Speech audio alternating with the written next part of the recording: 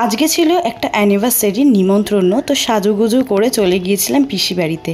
আর অ্যানিভার্সারিটা ছিল আমার পিসির।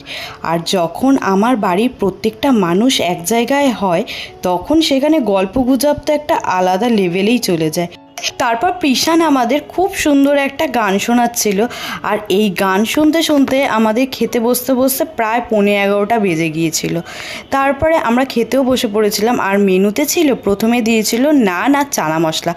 নান আর চানা মশলাটা খুব ভালো হয়েছিল। তারপর চলে এসেছিলো ফ্রাইড রাইস, আর সাথে ছিল বেগুনি। ফ্রাইড রাইস আর বেগুনিটা খাওয়ার পর চলে আসলো চিলি চিকেন।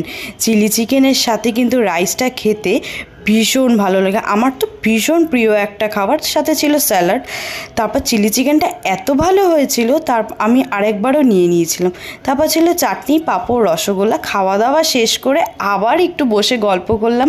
এইভাবেই দিনটা